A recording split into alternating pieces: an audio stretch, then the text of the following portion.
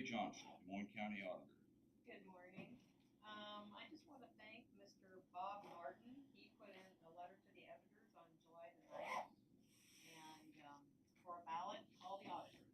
It was a short and sweet little letter to the editor. It says the Secretary of State cannot send Iowa voters an application for the November elections. To obtain an application for an absentee ballot, call the county auditor. The Des Moines County auditor's phone number is 319-753-8232. Short and sweet. Free advertisement. Yes, free advertisement. We'll take that. So far, and we've had quite a few request forms coming in so far since we've made the start taking those on July the 6th. We've had 242 requests that we've received so far. As long as I'm proud of the voters, so as long as they just keep sending those in. When can you start absentee voting? How much earlier than the election? We can't send out the ballots until October the 5th. October the 5th. And that's when in-person voting also. So in other words, so if you send it out the 5th, they can vote in person on the 5th or in person the same day they get it. Well, if we mail them the ballot, anybody that requests one to be mailed, it will be sent out in the mail on October the 5th. But anybody that has not requested one, they can come in and vote at the counter, starting in person on October 5th.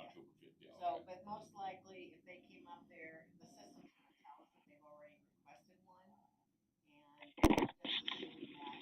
they don't plan on waiting for their mailed ballot, we just assume that they would. But, yeah, there's always that option. You can either have it mailed to you, or you can vote in person before the election. So we hope and encourage as many as possible to vote absentee, because we still don't know what November is going to bring. So we are encouraging everybody, as many as possible, and probably September and October, I might put the absentee request form in the papers, so then that way that'll be another form of advertisement. People can cut that out of the paper, and then we'll have all the other information that they can go to our website to print one off to, or they can always call us. We get calls. We've been getting several calls during the day, and we've been sending out several request forms every day. So maybe you can get that guy to include it in another letter. Going that way. But we really appreciated his little letter to the editor. That was nice and polite. We appreciate it. So anyway, we're just working away on elections, and real estate's busy, and Carol's working on everything to get all the tax levies and all that stuff in there, so we can get ready to get everything rolled over to the treasurer for the next wonderful event of sending out tax statements.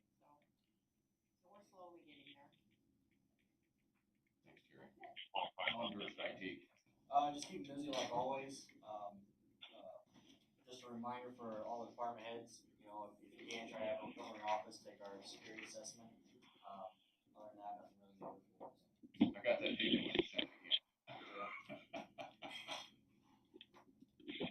Brian Carter, Secondary Roads. Good morning. Just a quick project update. Mediapolis Road, they're moved over to the West Bridge, so they'll start forming that up today, actually, probably yesterday.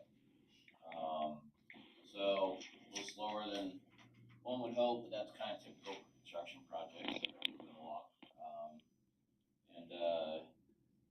Gear Avenue, hopefully, if the weather plays nice, might open Friday, or it'll be early next week. So I can't commit to Friday 100% because a couple of things that need to be done can't be done during rain, and they've got rain in for Wednesday and for possibly for Friday. So we will see on that, but that is good news. And you know, things are kind of buttoning up. Upper Flint is still going. It's a work in progress. They were moving concrete yesterday. I think that's caught a few people off guard, but it'll be a vast improvement. So, other than that, we're ditching still down south of Burlington. That's actually a really nice looking project. We're done. It needed it. Drainage is well improved. So, just moving along. Still working on some shop plans, trying to get some stuff together to bid out for that, and going from there. Some transition in the office. Our new office manager will start tomorrow.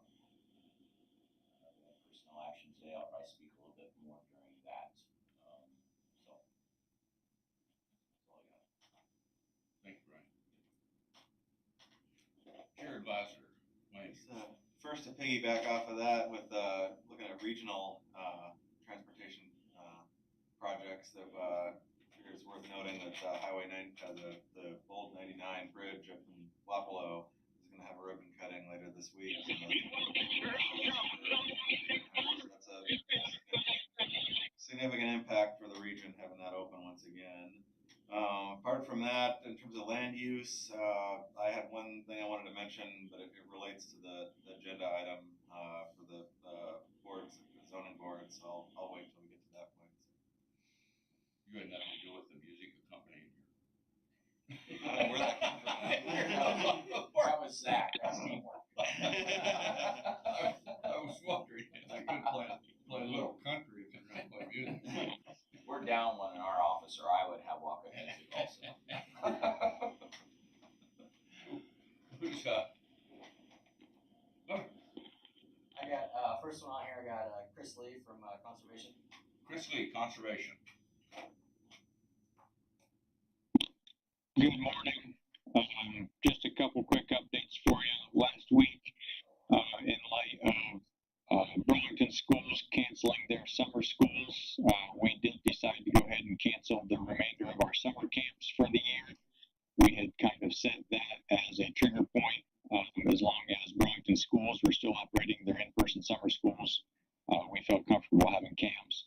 When that changed, we felt we needed to follow suit. So our summer camps have been canceled for the year, for the summer anyway, and we will continue to adapt as necessary in light of this whole situation.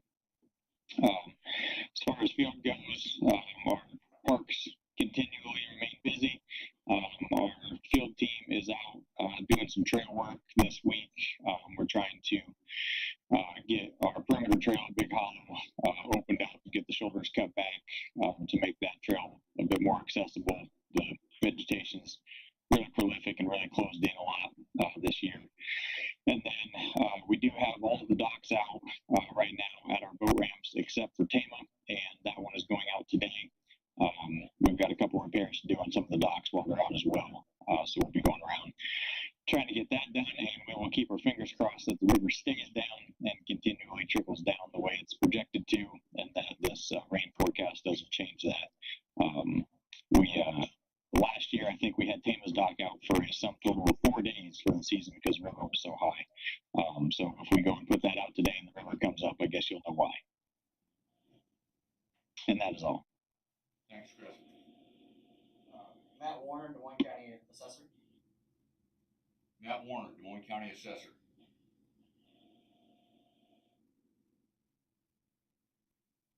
He's muted on his end. Can you hear me? Yes.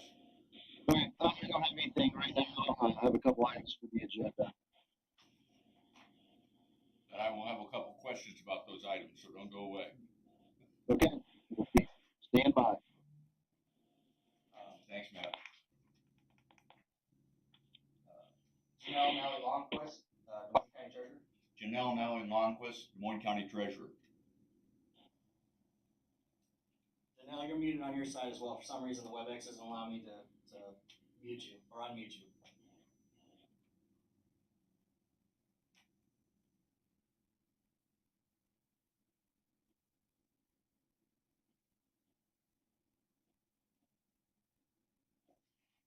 I can come back to her here in a second. I have Zach James, land use on here. Oops, here's.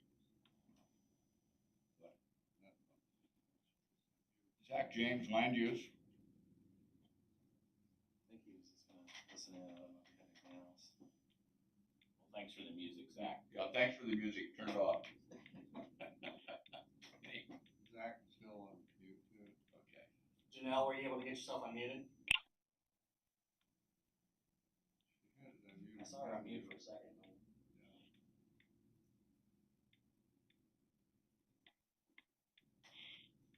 We'll come back to you, Janelle. Anybody else? That's all. That's all. Janelle? Yes, hello, can you hear me? We can. Good morning. We're just keeping busy. I really have nothing new to report. Okay. Thank you. Thanks. Got about everybody.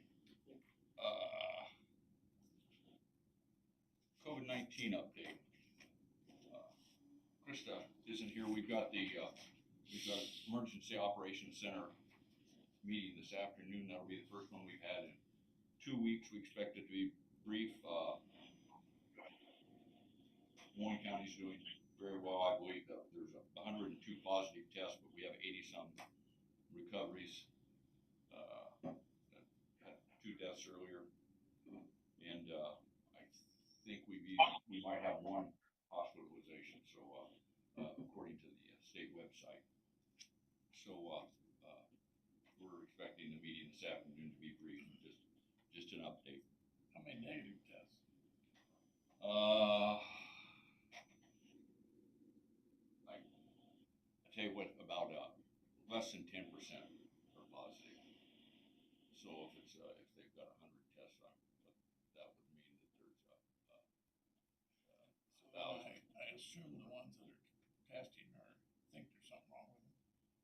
Well, they would have originally. You had to have to get tested. You not only had to have symptoms. I think you had to be over belong to an age group, and now anybody that wants to get tested can go out and go through out at the hospital. But so I don't remember the exact number. Actually, it might be well under 10% for Des Moines County. It might be closer to 3 or 4%. But I would have to cheat and go look at the website for you. I would be happy to do that after the meeting if you want. Anyway, things seem to be going okay. And we discussed last week that I talked to the chief judge about the screener. And anyway, and he agreed we didn't need the screener down there. If we just had a sign that said "Do not enter," and we've got some masks down there. I told them don't set a box of them out. They scattered some around. I haven't heard anything that we've been losing. Having trouble keeping masks out there. Maybe we had. I sent you an email today that I got from juvenile. Okay. Because obviously people are confused and they're standing there and yelling hello for somebody to come out and answer. And I think she's had contact with the health or maintenance a couple of times to restock the mask. Because people are using them. I think Rodney said maybe the first day they might have put out 200. I can't remember. So he's trying to keep it stocked when he's able to when he's in the building. I think the sign's similar to ones I've seen elsewhere. It just says, "Please do not enter if you have a fever, if you've been exposed," or those half dozen questions that they always ask. And I think they revised the signs so that, Yeah, you know, I'm pretty sure the others. please read that, but people must still be standing at the table expecting somebody to come Can I out. get them? They are. When I came in this morning, there was 3 of them standing. Maybe we need a clarification on the sign or another sign that said, "Please do not enter," and and then proceed to the office. We've got business. You could put a road closed sign up, that guarantees that the walk on by. Have you got?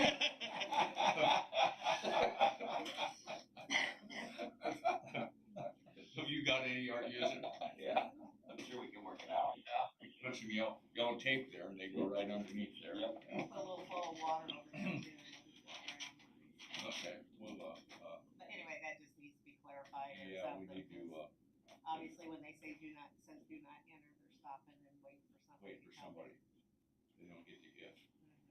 Mhm. Okay. Rodney said he wants to roll 200 masks Friday. So,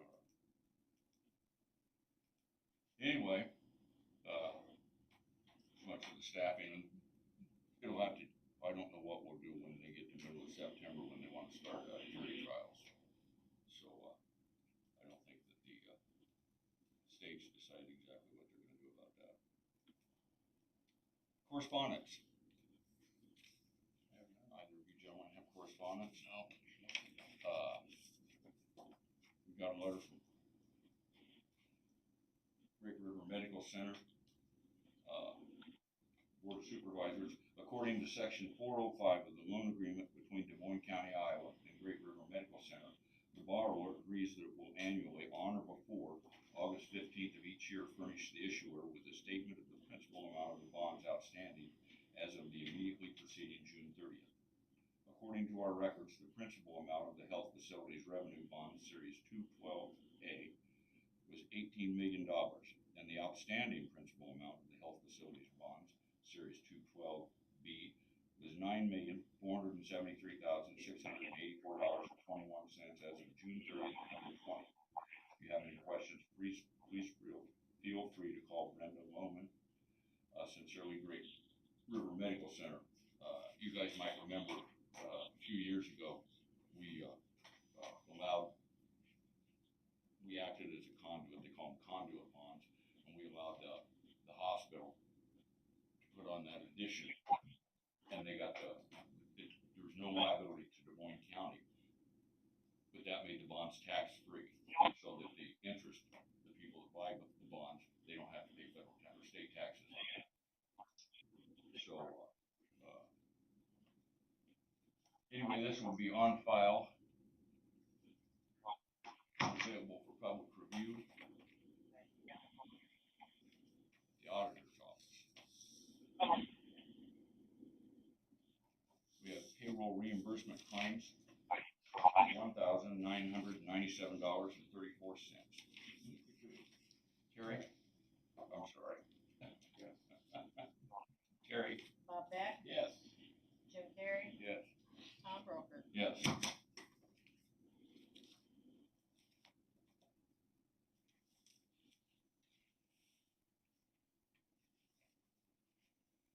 We have a resolution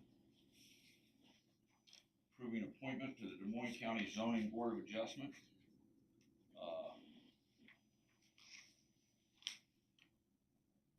If no one has any objections, I won't read the whole resolution, but appointing Mitch Tager to the Zoning Board of Adjustment. I believe this is a reappointment.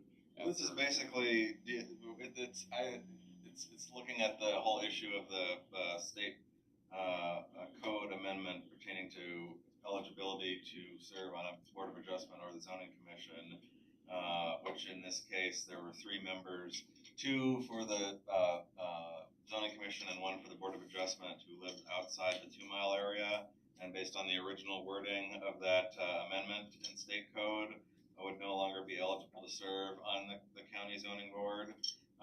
So based on that subsequent amendment later in the month, after we worked with that representative to have that further amendment placed in another legislation, that changes it so that it merely requires that members can live anywhere in the county but outside the corporate limits of any city. So this is just these 2 resolutions, one for Board of Adjustment and one for Zoning Commission, essentially just affirming that 2 of those 3 are still eligible to continue serving, which in the case of the Board of Adjustment, I don't think is quite as significant. We hadn't had a meeting since March, but for the Zoning Commission, we had a meeting in the interim between those 2 legislations being signed. So this is just to affirm that both Dick Keith on the Zoning Commission and Mitch Tager on the Board of Adjustment would be eligible to continue serving out the remainder of the term that they've already been appointed for. So I think it's really just a precaution, but just an acknowledgement of the unusual circumstances of the past couple of months, and essentially just affirming that those 2 are still eligible to serve. I will note, however, that the resolution for the Zoning Commission does include a reference to the 3rd position for Sally Parrott, who unfortunately, because she resides in the city, within the limits of City of Burlington, would no longer be eligible to serve even under the amended language. So that this just also affirms that that position has been vacated as a result of this. And what I wanted to mention earlier, just to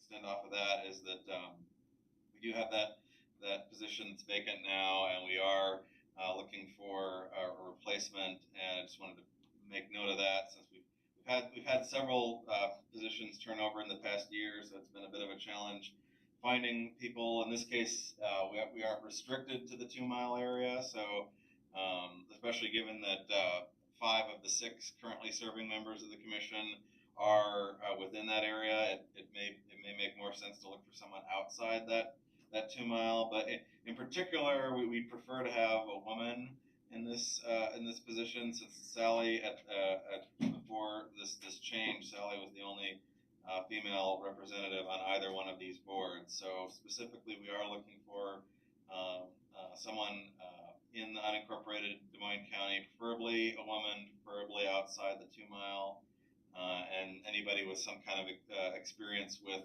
real estate, land use, government, something along those lines professionally. Would that kind of experience and that background would be helpful. But anybody who would be interested, would be welcome to consider. So just wanted to put that out there, that we have that one position left to fill. But apart from that, this resolution is basically just affirming that those other 2 members are still eligible to continue serving.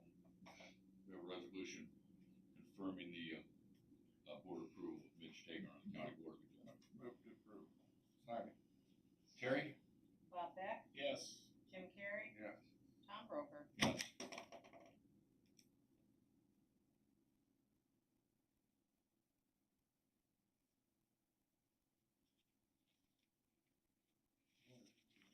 John, for you? We probably have meetings the same time as these. No, it's the evening. Did you live in a city or? Oh, okay. But I have no real estate. Well, not necessarily. I just gave that as an example. He's just about to set the hook.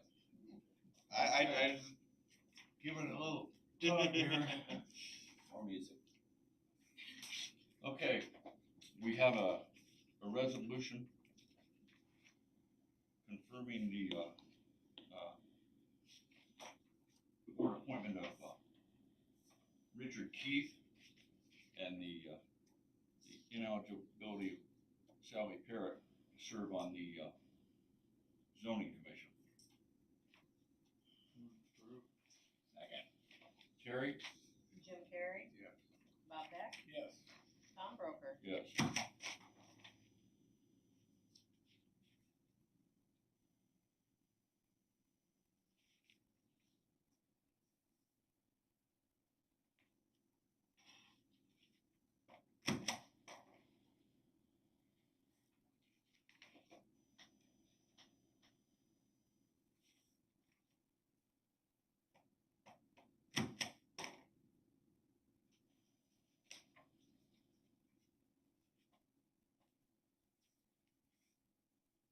Okay, we have Matt, you there?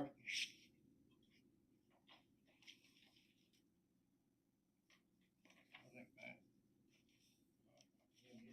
He's unmuted, yeah, not good for him. Okay.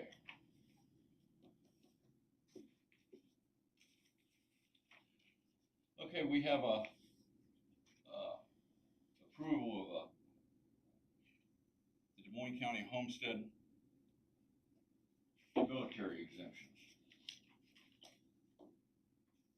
Yeah, you should have both the homestead and the homestead military applications. Those are probably the new ones for this year. I believe there was a couple that were denied. We always have to accept them. Anytime somebody fills out a grant form like that, we have to accept the form, but then verify that they've met the requirements. In the case of the homestead credit, I believe they just hadn't purchased the property by July 1st, so that's why they didn't qualify. The other property, the military exemption, we did not have a D-214 on the record with the county, but that's why they didn't qualify for that. But pretty standard stuff. So let me ask you, these, the 2 that you recommend we deny, the military exemption and the homestead tax, they are or are not included on these lists? They should not be on this list. They are not on those lists, okay, Right. okay. Do we need, In the case of the homestead credit, they'll be able to apply for next year. They just didn't own the property by the July 1st deadline. But they filled out the application prior to that, so. And then same thing with the military, if that property owner does get his DD 214 on the record, recorded with the recorder, then he would be able to qualify for it. Okay, we need to, does the board disallow this? Yes, So the board would disallow both of these? correct. Okay, before we approve those, You're not put on the agenda like that. well, it's approval of the homestead credits and military exemptions. I So, understand that. so if we don't disapprove it, then we would be approving it. Cause it says right here that this is a homestead tax credit, and it's got allowed or disallowed. Yeah, and those won't be on the list that you saw. That's the only reason you're seeing them. Everything else would qualify. Those two just don't qualify, so we'd have to disallow them since they actually did turn in the form. If we allow it, then we've approved it, right, Matt? Or are you? What's that? I'm sorry. his recommendation? Well, I'm just, no, it doesn't say, it says we allow this exemption or we don't allow this exemption. It's what I understood Matt to say, that they're not on this list. Yes. If they're not on that list, and if we approve that list, we have to disapprove or disallow these, would they have to be on that list, don't they? Yeah, so you're disapproving those two, and then everything on the list you can approve. The list will vote for as a list. These are separate from the list. Yeah, because they're the only ones that didn't qualify. They didn't qualify, so he did not put them on the list. Right. But if we want to, allow them anyway, that's apparently acceptable. So I was gonna, call a vote on these first. Does that work for you guys? On the homestead credit? On the ones that recommended we disallow. I'd vote to disallow those. Are you making a motion to disallow the two, the one homestead credit that was filed too late and the military exemption because there was not a DD 214 filed? I'll second that. Okay. Terry? Bob Beck? Yes. Jim Carrey? Yes. Tom Broker? Yes.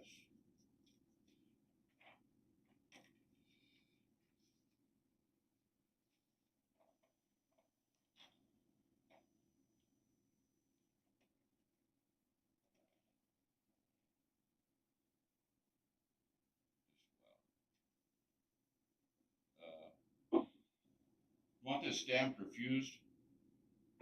Refusing your, the application would be refused, right, Matt? Correct. Okay, so we stamp refused on those.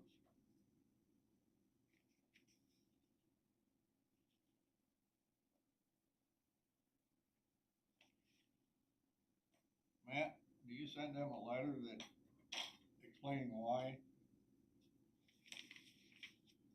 Yeah, I think Terry and I talked about that. That's something, Terry, that the supervisors would send in, or I don't think we've sent that in the past. I know But on, I could provide an example or something.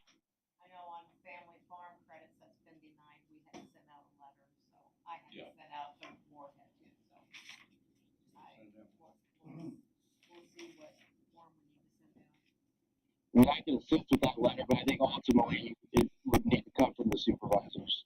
They're the ones that finally disavowed, so yeah, it would come from. So if you need any assistance with that, I can help out with that. Thanks, Matt. Mhm.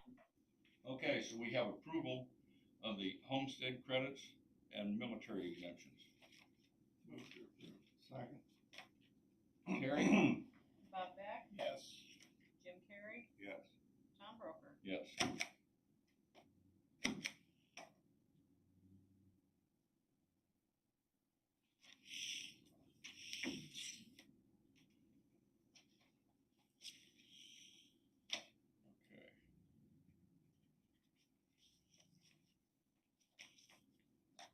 We have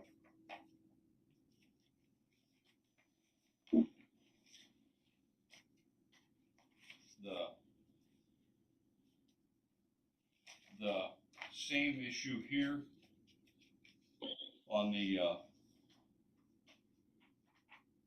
disabled veterans exemptions. Matt?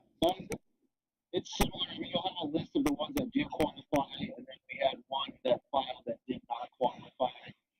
To be able to qualify, you have to be considered permanent and total disability, and paid out at 100% disability rate from the VA. The ones on the list that all did qualify, we did have one applicant that did not fulfill that requirement. That should be the one that would need to be denied. Okay, Matt, and this is my big question, is it looks to me like, oh, okay, you have them added and removed 2020. That's fine. Okay, so we need to, vote to disallow the one the applicant that you're recommending we disallow. Yes. Unfortunately, they didn't qualify.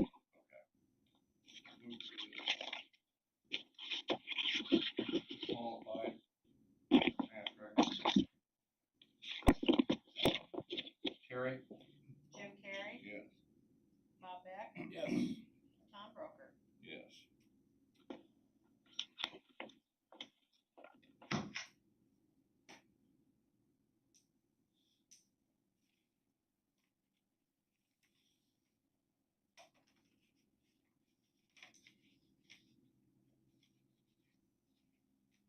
I looked at that list several times, Matt, and somehow managed to not see where it said removed. Okay, we have the, list of the disabled veterans exemptions. Approved? Second. Terry? Jim Carrey, Yes. Bob Beck, Yes. Tom Broker. Yes.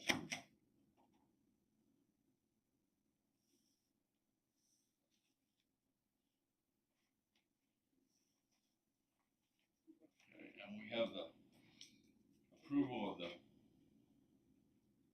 assessor's 2020 business property tax credits. Yeah, you have a list of all the new applicants that were taken in. I believe the only one that would be denied was property that changed in classification. It was a commercial property. It changed to residential. So the business property tax credit is only for commercial class property, and since it was reclassed to residential, it would not qualify. Okay, so we have a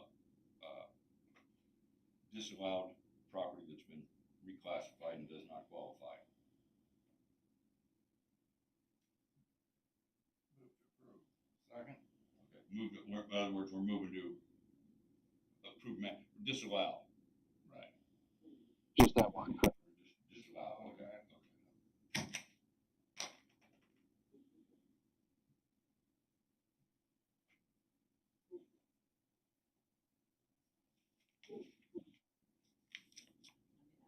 Call for the vote. Oh, yeah. Terry? Bob Beck, Yes. Jim Carrey, Yes. Tom Broker. Yes. Got me entirely confused here. Okay, so now we have the, business property tax credit lists for approval. So it would be the ones that did. Yep. I believe we've got 2 copies of this.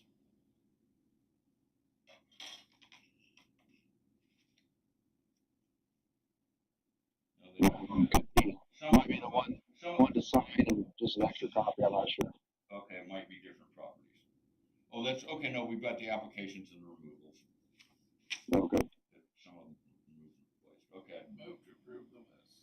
okay. Second? Terry? Bob Beck, Yes. Jim Carrey, Yes. Tom Broker. Yes. Matt? Matt, you haven't changed your phone number, have you? What's that? You haven't changed your phone number, have you? No. Good. In case we get any repercussion on this, I just wanna make sure I knew who to send them to. Nope, absolutely. And I'll help Terry if you guys need a letter or anything for those denials. I can assist with that. Thanks, Matt. If you've got letters that have most of the information spelled out, that would be great. Sure. Thanks, Matt. All right, thank garage compliance solutions update and agreement renewal. That would be Roger. Welcome back to Des Moines County, Roger. Well, thank you. Glad to see you're opening up. Me too.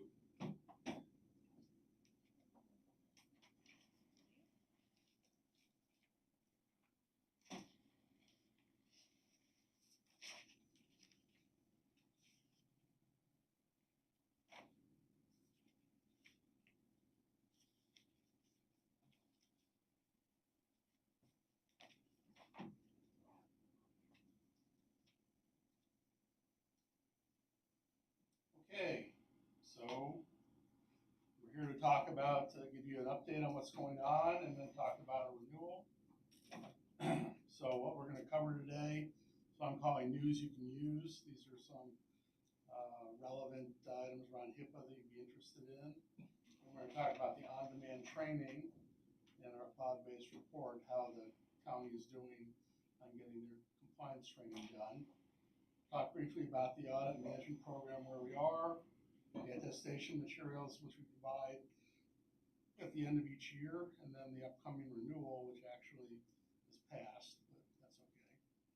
So first thing I want to talk about is Dallas County in November had a breach of their data. It was about 4,800 people.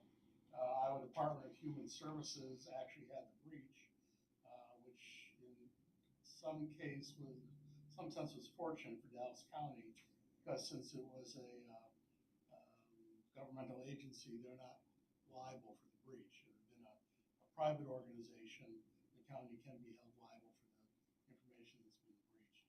So it was a personnel of the Iowa Department of Human Services that They're the one that caused the breach. Yeah. dropped the ball. Yeah, so what happened was, the documents contained income maintenance and social work cases. What happened was a contracted custodial company mistakenly emptied boxes of documents to be shredded into a dumpster, and the dumpster was empty before anybody realized what had happened, so the breach couldn't be remediated, but it's clearly a breach of almost 5,000 records. That kind of information. Those were 5,000 shredded records. It would have been 5,000 records to be shredded. To be shredded. Yes, but instead they were thrown in a dumpster. So it was a people and process issue, actually a training issue. And you can see the kind of information that was on there, besides PPI, personal protected information, like driver's licenses, bank and wage information. There was PHI, disability, medical, Medicaid, mental health, which is doubly onerous because mental health falls under a whole set of other regulations. Same thing with substance abuse and illegal drug use and prescription drug information. So this was a substantial breach of information. Will, I suspect, end up with a substantial fine and penalty. Fines and penalties are starting at the federal level now at about $50,000 per incident. I'm suspecting this one will go much higher. The fact that it was almost 5,000 records, it was over 500, means that it's reported to the media, which is how we found out about it. Okay, and then this is just a statement. Who's liable for the 50K? In this case, it would be DHS.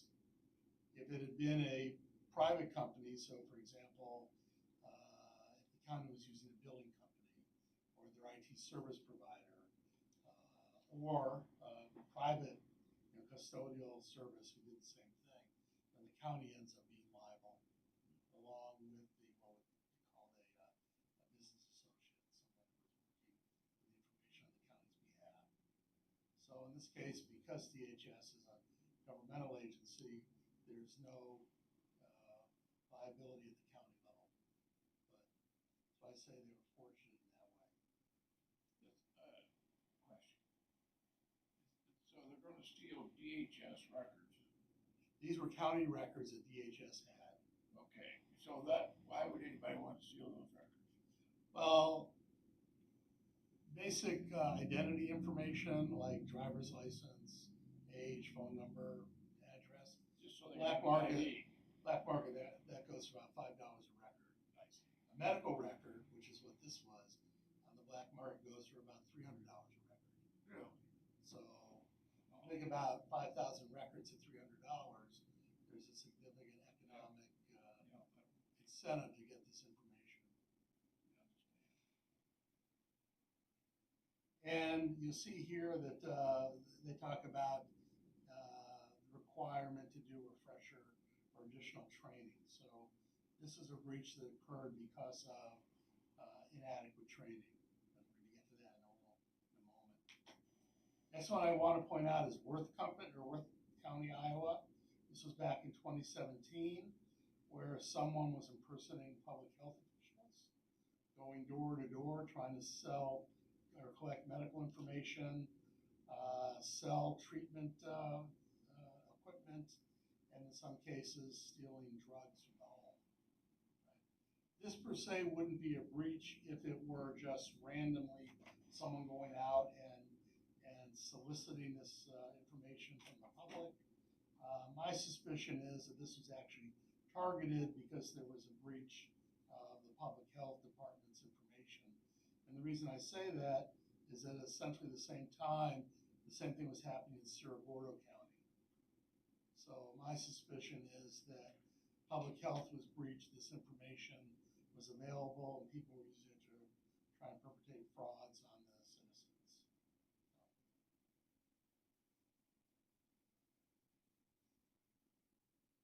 And just, I don't have it on this, but in the last week, we had two of our clients for Iowa counties report privacy incidents to us. One will be a reportable breach. The other turns out to be just an internal issue. It's a violation of HIPAA, but not something that's going to open up for fines and penalties. So the point of this is these are happening. We need to be cognizant that there is information that's getting out inappropriately disclosed, and we need to make sure that's not happening in the county. And I'll talk about that a little bit more. The next thing I want to talk about is secondary roads. One of the challenges we always have is well, does HIPAA apply to all the different departments? And so this is a letter that one of our secondary roads departments for one of our clients received. This was in January. I redacted the relevant information, but basically this went out to the county engineer, essentially saying that there was an individual who has a chronic medical illness with the potential to become acutely medically stable, and we want to know that respond if there's a call to you to get the roads open. If the road needs to be plowed because of snow, if there's construction going on or grading going on, this road needs to be open because it's medically unstable individual. For our purposes today, what I want to point out is this was all protected health information on the previous sheet. So that even someone like secondary roads is having to address the handling of PHI, protected health information. So, it's a challenge sometimes to talk with the counties about which departments do and don't need to be worried about PHI. And so this is an example where we can demonstrate that in fact secondary roads needs to be inserted. The next item I want to talk about is a response to a complaint. This again is one of our clients. One of the citizens in their county complained that the county was not appropriately storing protected health information. They submitted a complaint to HHS, Human and Health Services, who oversees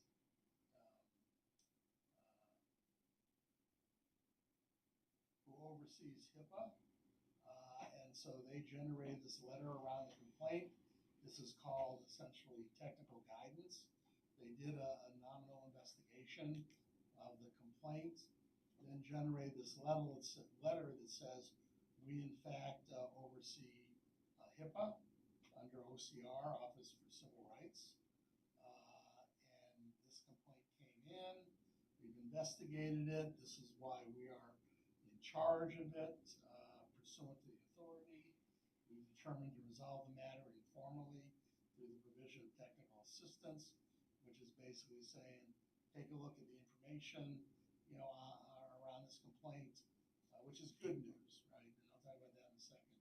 But it does put them on the OCR's radar for a period of 6 months. So if another complaint is filed, if there's an investigation through an audit or a breach that's self-reported, the regulatory agency will take a closer look at in this case, the county.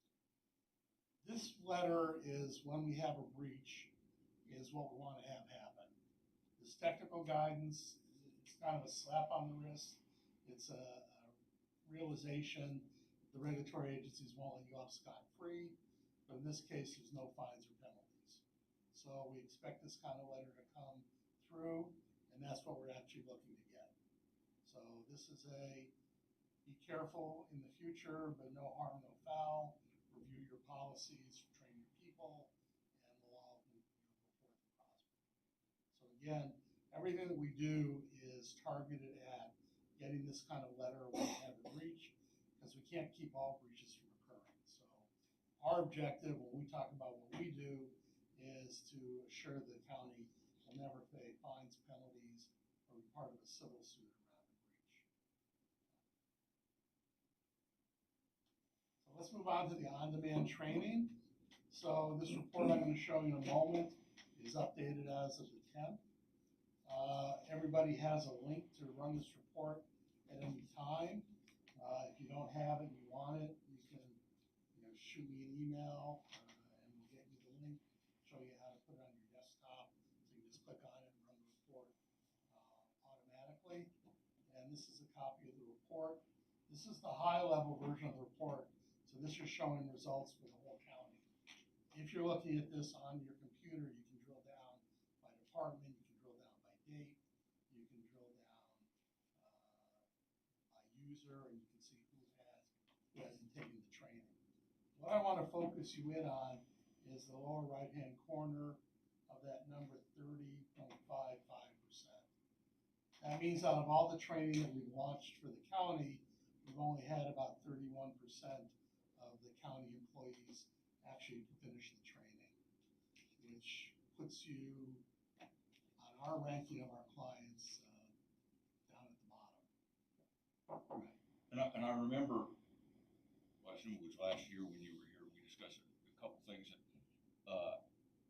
One of it is I know that people have started the training and have trouble continuing, getting back after you've been treated. Wasn't that part of the problem? After they get done with it, it doesn't show that they completed the training. They've completed a portion of the training. Twice, done some of it twice, if not more. Anyway, and we were gonna, that was gonna be addressed, and to my understanding, that's still a problem. Well, so let me address that. Okay. The way I addressed it last time. It is a design flaw in our those old training modules, in that you have a choice of, are you going to hit next or are you going to hit submit? And people are hitting next to go on to the next training without hitting submit, so the system doesn't know that the training's actually been completed. So when this first came up, the way to fix that is to shoot us an email, give us a call, and we can go in the back end and give credit, right? It's a very simple thing for us to do. All the new trainings come out, we redesign them, so that's not a problem. So you'll never see the submit versus next. You'll be required to submit to move on. So that problem will go away. But in the interim, it literally takes a phone call or an email, and it takes us 30 seconds to solve. We go in the back end, we make sure that people actually have taken the course, because while I don't expect it to ever happen, theoretically someone would say, well, I took the course and they never did. But we can check and see, and then we give them credit, and they get their certificate, they get an email, they're never bothered by it again. Okay. There was also discussion for at least a couple of departments, you recall that there was gonna be some in-person training. Conservation and secondary roads. Conservation. All of Brian's guys don't have access to the computer. Right, so. I didn't know if that's, we working on something like that, or with the COVID interrupt. I think you were working on that right before. And then the COVID hit, so that's an option for us to do. And I understand with the COVID hit, but I remember discussing that before, that there's a couple of departments that, Right. that's unhandy for it would be great if we could have an in-person. fine. I'll have Steph get a hold of you, we'll schedule it as soon as you guys are ready to do kind of a group thing. We've done a couple of other things, by the way, because some folks are still having problems logging on to the training, their computers can't handle the overhead for a variety of reasons. So the first week of every month, we're now doing online training using WebEx. So all the overhead for the training is on our machine. So anybody who has a computer can log on and they can get the training without all the problems they're having with their machine to get the training to run. So the next ones are going to occur here beginning of August 5th and 6th. And you can see we have 4 different sessions to get those training numbers up. So between this and the redesign of the training and the ability for us to schedule in-person training, we can go ahead and get those numbers up and not have any reasons why the training shouldn't be occurring. But we do need to get those numbers up, and so we'll read next quarter when we come in just to talk. After having all these things in place, we'll revisit the number. Hopefully it'll be up. Our average client right now is at about 60%, and the goal and our Gold Star clients are up around 80–90%. So when the county, particularly the supervisors, put their shoulder behind it, we do get the numbers up to where they need to be, because the training is the #1 reason why we're going to end up having a breach. And if we don't have our training up to snuff and a breach occurs, we are going to end up with fines and penalties. So we do need to get this training done. Now, this training that you're gonna be having on WebEx in August, is that same training available? Yes. Because I haven't done anything since, the last time I got anything was 7 months ago. Well, we want to get those numbers up before we launch any new trainings. So as soon as we get the numbers up, we have 3 training courses we can launch. But it doesn't do any good unless we get those numbers higher. So is there a master list or something showing what's done, who's done what, stuff like that? This report, I can narrow down and find. So that report I can, Yeah, you can pull that up supposedly too. have a link to. I'll show you how to work. Well, or get it to Becky. I would be one. I started into this stuff, and once I did one twice, you about lost me. Because it takes a lot of time as it is when you're trying to dodge phone calls and everything else. So I'm one that has not done. I've done some, not all. I'll be the first to admit it. So again, we don't want that kind of frustration to happen. So as soon as you have a problem, just pick up the phone and call us. Well, see, we didn't know that. Back then it was everybody in my office was grumbling all up and down the hall because we were all doing it, and so we'll do what we can. The other thing I want to mention is, of course, my shop guys run equipment. They're never on the computer, so I didn't feel back then it was clear whether they were included statistically or in the requirements or not. Chris, I don't know how much his guys interact both, but I do have 18 guys that don't have. Maybe one of them interacts with my sign guy, has interaction with the county computer, so I didn't know how that applied, and I don't remember if we ever finished that or had that conversation. So to reiterate what we've said in the past, because we did have a conversation, we sent an email, and maybe we should send that email out again, kind of do a restart. But the regulations require that every workforce member have some amount of training. Okay. So what we do is we break the training up to 2 different groups. One, which is what we call essential. Those are folks that are going to be working with information. And then we have occasional, which is the person who may walk into the office, see something sitting on a desk they shouldn't see. Okay. And so they need to get that nominal amount of training so that we're complying with the regulations. If there's something, we've added Wi-Fi to our shop, we've got a screen that we use for our safety. We may be able to stream something where I can have the guys in at a certain time and they can watch a video that I don't know, the computer aspect's not gonna work. So we're gonna have to tackle the 18 shop guys in a different manner. You mentioned this online training, that's why it piques my interest, because I could bring them in, I can't guarantee I'd get 18 that day, but, majority of them, we could schedule a time and do something between 7 and 3:30. So that would be long as, I will have to on my end make sure we can stream it on the TV and everything else. But that would work very well for the shop Right. end of things. So that's the way most of our county clients do it. For folks like secondary roads, where you have people out, and they're not working with computers, they'll bring them in for an in-service and put the training up on the screen. Yep. And then give us a list of who was there. Yep. And then we go into the system and give them credit. Okay, so if we can do it that way, I can bring 15 to 18 people up really quick. Right. So, I mean, with schedule and timing and everything, so that doesn't address the stuff that's not done, but those guys will never ever do any of that stuff, so we might as well talk about either something that we can stream or run a video of to bring that up to speed. Or we come in, that's what we do in the in-person training, is we'll come in, just like we're doing now, put up on the screen, go through it. So, we're trying to give you as many options as we can to make sure that it gets done. I don't care about in person. I mean, if I can put something up there that they're sitting there to watch, we'll handle it during a safety meeting, and it'll just be something else we do. That's what we already do for safety meetings, so that's not abnormal. So. I will have Steph get a hold of you, how to schedule that. Ever get a hold of Becky, please? That's better than me. No, that's why Steph's doing it, not me. Yeah. I understand. She's your Becky. Yes. Well, honesty in this room. So, and we'll certainly do what we need to do, and then, so I wanna make sure I'm understanding, so, and being that I'm one of them that started and never got through all of it, the computer stuff that we already did, we still need to go back and knock that out before, there's not something that's streamed or different or improved to do to go from there. We need to go back to where we were at 7 months ago and keep working in that. Is that correct? Well, if we're gonna do the streaming, or we're gonna come in and do it, we're gonna be covering the same information.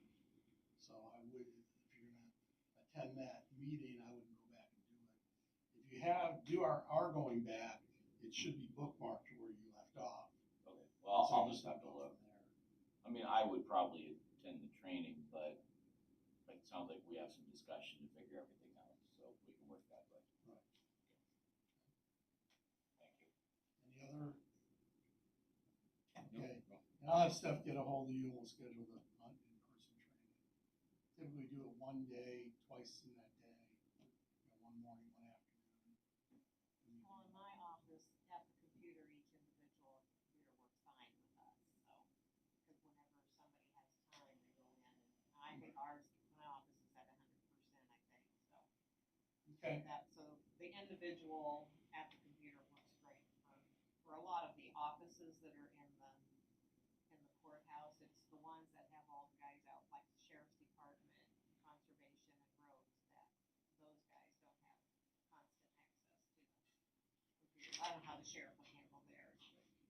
I don't know how soon this needs tackled, but if you wanted to do a morning session at our shop, it's not uncommon for us to schedule for conservation just to come over for some sort of special topic. They don't come over for every safety meeting, but you could probably knock out secondary roads and conservation at the same time if we just got the day everybody agreed to it. But if you're trying to do it at the height of their camp season or the height of us right now kind of a thing, it might be challenge, but that would be one way to knock out a bulk, beyond the sheriff's office, a bulk of the employees in the county that are not in an office. right. And the board would be welcome if they wished. I was just sitting here thinking that probably a good deal. Well, I didn't wanna point it out, but typically our problem department tends to be the board. Well, we I'm can like you, always out there. I started it, it's been a while back and never. We understand. I thought, It wouldn't be I'm not pointing fingers at you, but it wouldn't be unusual. Oh, if Brian offers donuts, I'm sure you guys will be out there with flags. Definitely will make it there. Well, and I'm happy to coordinate that. We have the room in our shop, we can set up the chairs. I do have to, on my end, make sure if it's something we're streaming, if you're coming in person, then so be it. But if it's something we're streaming,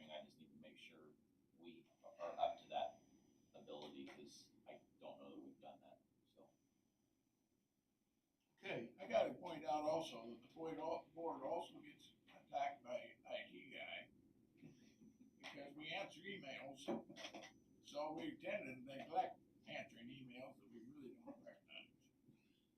Try to keep 'em on their toes. You're scared to answer anything, so. I still look at what email you sent. Still got that, so I just deleted it. For the no before security assessment one? Huh? For the security assessment? Email? Say no for? No No before. No before? Yeah. I got that on there, I have no for that. All right, it doesn't take very long. That one's okay to open.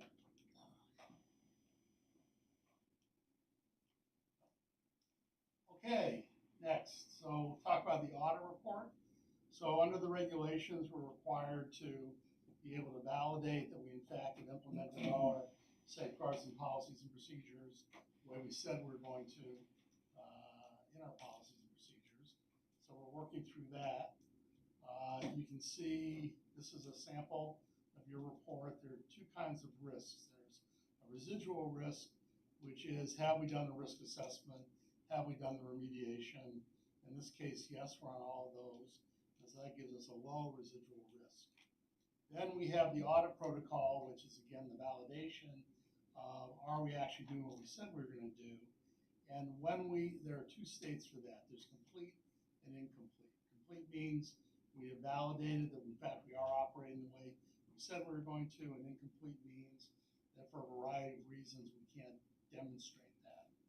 So if it's complete, the overall risk score is low, and then we get put on a cycle quarterly to go over these. We break it up into quarterly chunks to make it easier for your staff to address. And we do, because of what you hired us for, we do a lot of this ourselves as opposed to your staff. The ones that are incomplete, as you look through these, will be technical and physical safeguards, which is what the high-tech specifications are. Colin and I talked about that before the meeting. He's getting us some information. Once we have that, we should be able to knock these out and take the incompletes and make them complete. As part of this process, now that we're beginning to open up, we are going to go out to each one of the departments and re-interview them and see what their issues are, make sure that they have access to what they need, that we're getting the training done, that we can validate that they in fact are operating the way we say we're going to. We need to do some of this face-to-face, so that'll be the next step. You can see from this that we have it on a schedule to have the incompletes done during this third quarter of 2020, and then the rest of them are broken out into the fourth quarter and then moving on into 2021. And the way we do this, we do it so that as we're doing the audit, we're updating the risk assessment, which is required on an annual basis. We're updating the remediation plan, and we're reviewing policies and procedures. So we're basically killing four birds with one stone the way we do the audit. So it makes it more efficient for you folks, and makes it more efficient for us to get you where you need to be, so that we feel confident that you won't have liability for fines, penalties, and civil suits. So that's what we're in the process of doing. Any questions about that? Okay, then the attestation materials. So we provide these at the end of every year. They're good for a year. And so the first thing that we provided to you was your certificate of attestation. You have copies of these. And basically it just attests that, in fact, you're compliant with the regulations. It's as of the 8th of July, which is the end of your year.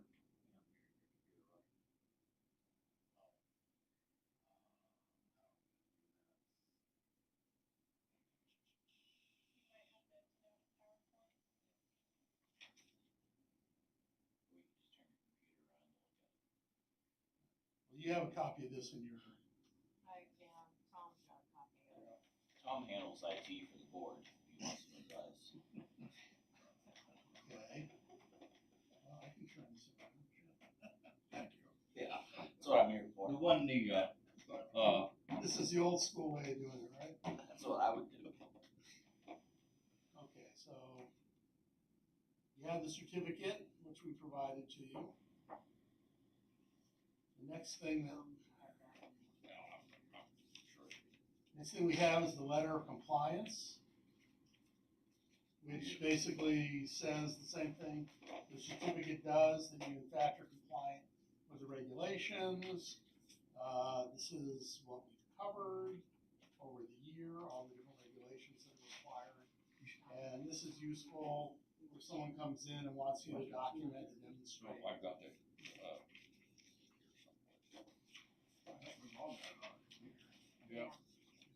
Yeah, I emailed This? it to all of you guys. Yeah. There's the certificate of attestation, Attestation, yeah. and then after that is all the letters and stuff. And then the last thing that I would provide is the full audit report, which you also have, but it just is the legalese that goes behind what I showed you on the presentation. So those are the. I've got a question on the opinion letter regarding HIPAA compliance. Yes. Can you pull that up?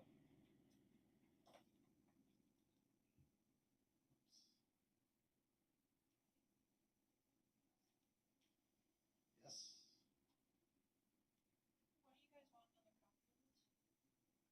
No. Okay, you can't put it up there. Anyway, I've just got a question.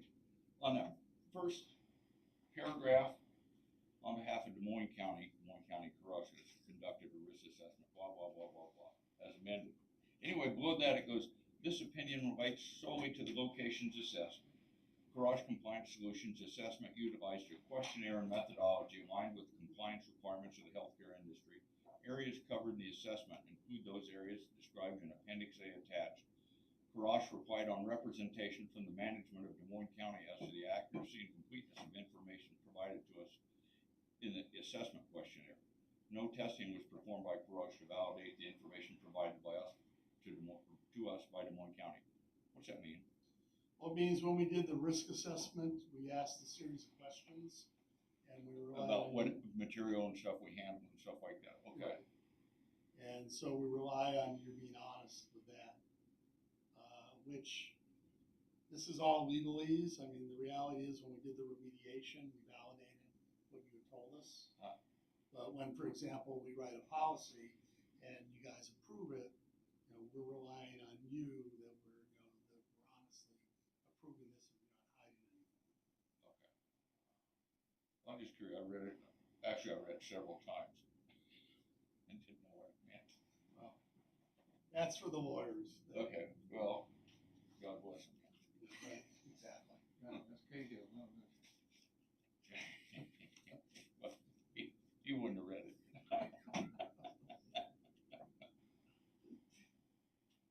Thank you. My pleasure. Okay, so now we're on to the renewal. So the renewal date was July 8th.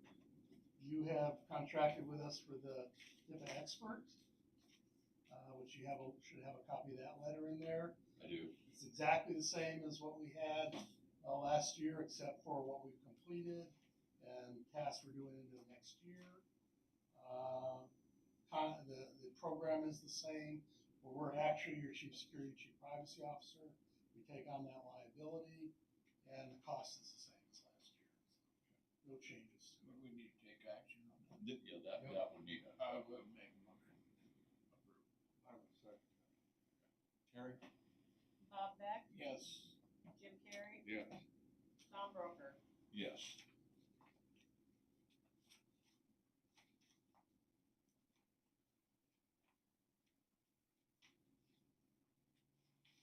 Actually have a second copy if I can get you to sign that. Take it with me. Extra charge for a second copy. Yeah, well, you like that. Yeah, you have 25 cents for a copy I made. He's got two of them signed. Oh, do you? Okay, okay, okay. We're okay. One enough for you and one enough for us? Yeah. Are you through with this then, Roger? I am. Can you bring us into air conditioning? Blowing all that hot air right over there. This is the, Crank that down a little bit again. what's the date? 14th. Yes. Oh, yeah.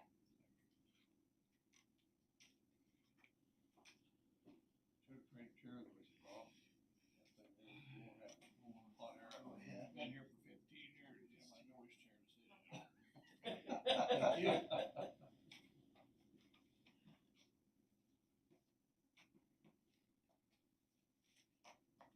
I know my package was the largest one for your meeting, so I apologize for that.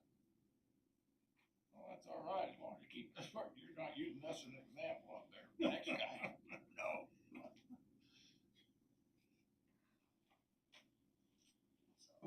No, when you do this training for secondary roads, that will, if I go out there, that will bring me up to compliance. Yes, sir. Save two shares, Brian, Clear in the back. and don't forget the snacks. Wouldn't dare. Make sure you sit behind him. Well, that's what I keep saying, is you guys would just do the training at a bar one evening. Yeah. Everybody would be. Yeah, that's for sure. Boy, you'd even join that, wouldn't you? I don't know. I went through so much of that testing in my other career. Now, when you're talking about HIPAA, people tend to get rowdy, so. Is that on the Yeah. board you're gonna sit on? It's a wild Yeah. environment. Yeah, but we get a lot smarter, Roger.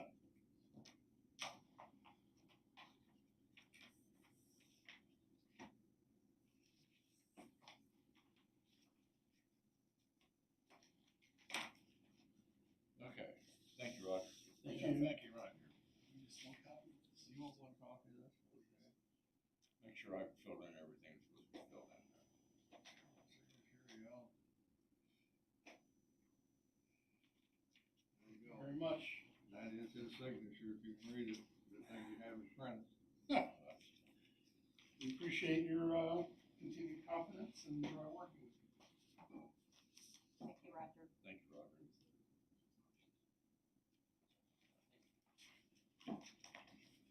Okay, we have, personnel actions. We have personnel action for the county attorney. Michael Brewer, Assistant County Attorney, resignation. Effective July 16th, 2020. Move approved. Second. Terry? Jim Carrey, Yes. Bob Beck, Yes. Tom Broker. Yes.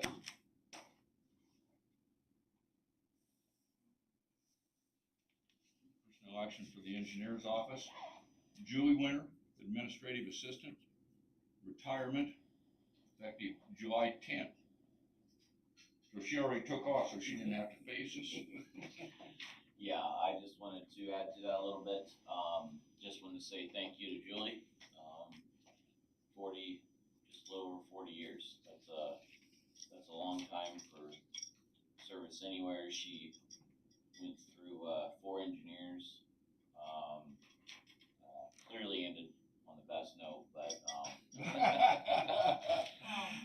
but no, she deserves a ton of credit.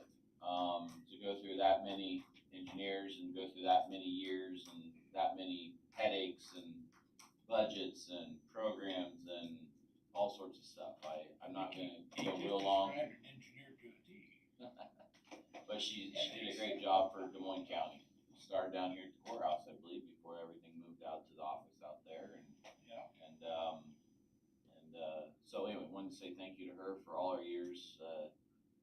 I was fortunate to work with her, and she showed me a lot of ropes when I first started here. This was my first full county engineering gig. So, thank you to her, and I think she's planning on really enjoying retirement. So. Well, the board said that they wasn't gonna accept her retirement, so one of these other guys is gonna have to make a motion. I warned her of that. If I'll make the motion, I'm not gonna face her. I will just say, I would not want to stand between her and retirement. It's not gonna be me to get hit by that Somebody better truck. make Did the you first make the motion. motion, Mr. Broker? No, I just said and I will, I'm not gonna stand in front of that truck. But I would make that motion with deep regret. Yes, I'll second that with regret.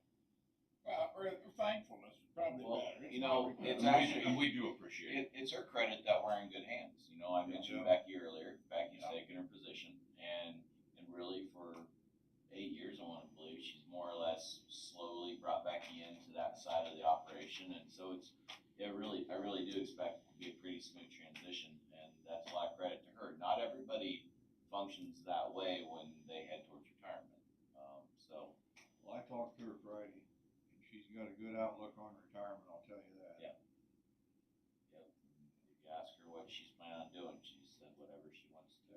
exactly what she said. And that's the way it should be, so. Well, it's a lot of continuity walking out the door. It is, there's a lot of history there. It's, good for her, that's what I say. You You bet. can get there and take advantage of it, you should, too many people don't. And see, and we just say thank you because of that. Absolutely. We benefited. Yep, absolutely. Terry? Tom Broker, Yes. Bob Beck, Yes. Jim Carrey. Yes. Tell her she's retired. She might be watching. I haven't gotten her text yet, but it would not surprise me.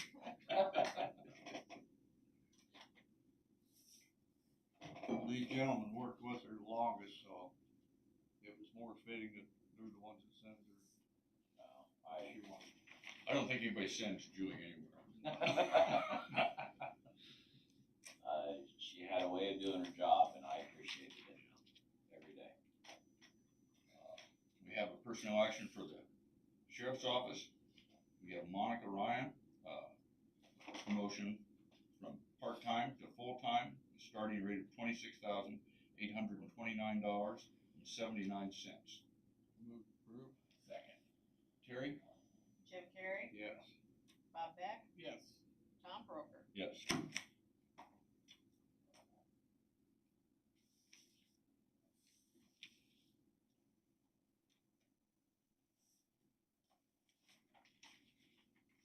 Reports, we have the clerk of courts report of fees collected for June 2020, and Veterans Affairs report for June of 2020.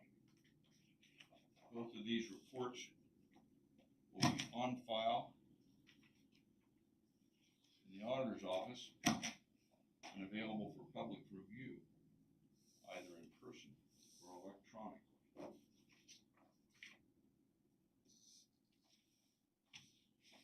We have minutes for the regular meeting of July 7th, 2020.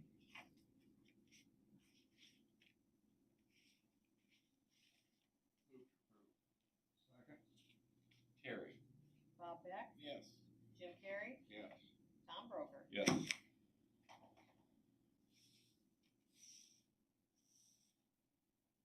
Any other business? I have none. Future agenda items. Committee reports. Yeah, I did. Committee.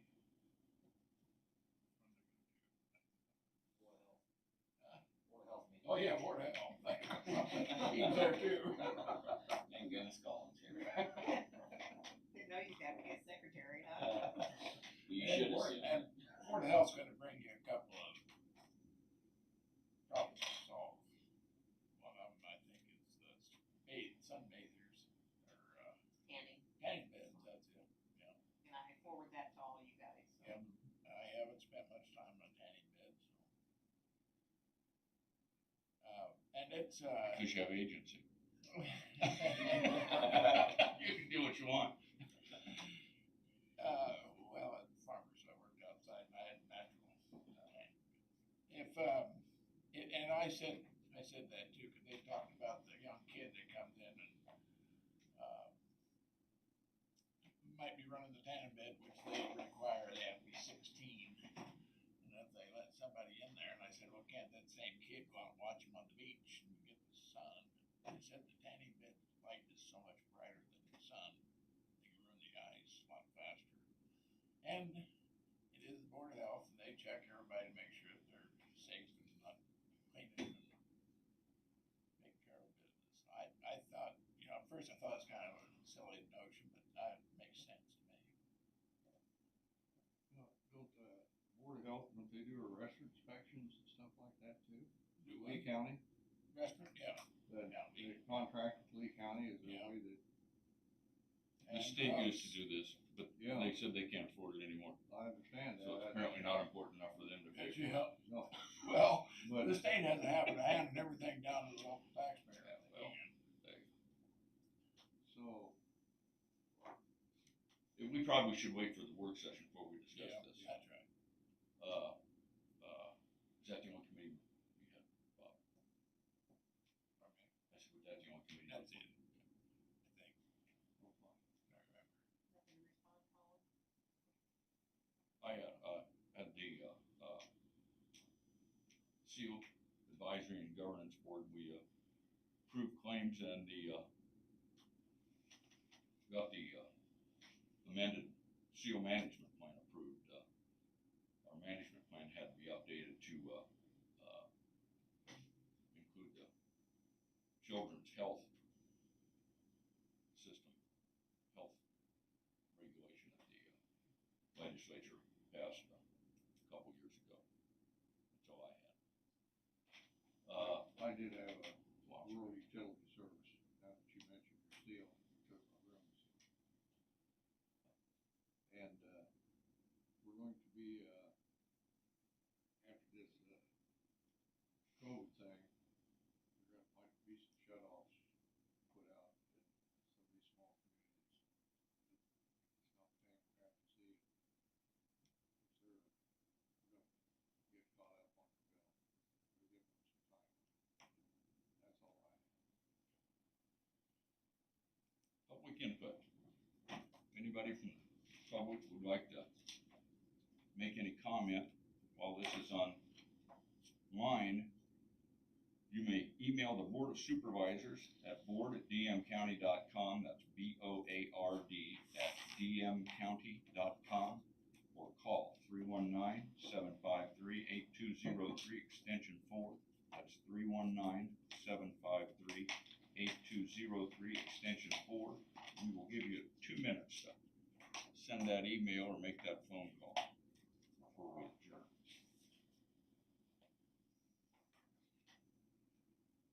And you guys got the email that I forwarded to you from Rachel from ISAC in regards to from the Iowa Supreme Court, For their supervisory orders. yeah.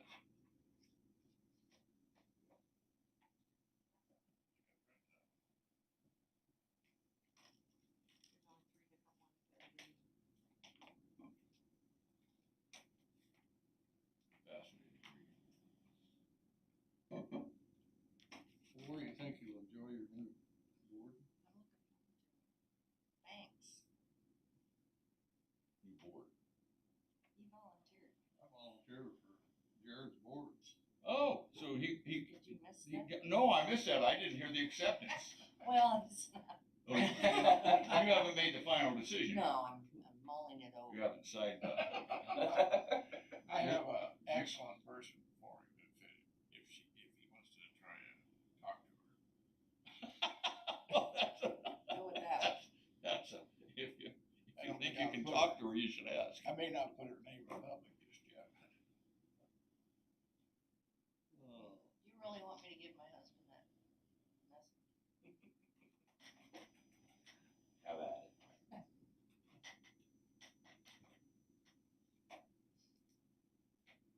What's the, how long's Upper Flint gonna take? I'd say roughly another, 2 months. no, it won't be 2 months. I'd say roughly a month, give or take. It could be a tick shorter. They're gonna try to do the bore all at once when they get to that point. They've already got the top ready because of that subdivision, so, I can see it being about a month or a little less, assuming we don't set in and stay wet or something like that. So they're doing the whole stretch from Irish Ridge to 61? I wish, but no, we didn't think that we or probably couldn't afford that, so we're just doing the eastern portion there, so kind of from Sizer's subdivision up the hill and to where we stopped with our intersection work when we did Irish last night, so. You can tell Mrs. Broker that if he doesn't get this road done, when all that traffic comes back 99 bridges out, gotta come by her house. In a block or two. It's kind of a standing joke that after we'd decided to do that and took bids on the Upper Flint Road that, my wife were driving over that, she looked at me, she said, "You need to fix this road." So I said, "Yes, dear."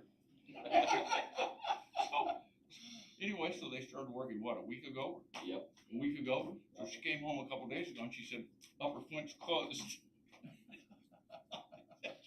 can't have it both ways. With an aye, we're adjourned. Aye. We're adjourned.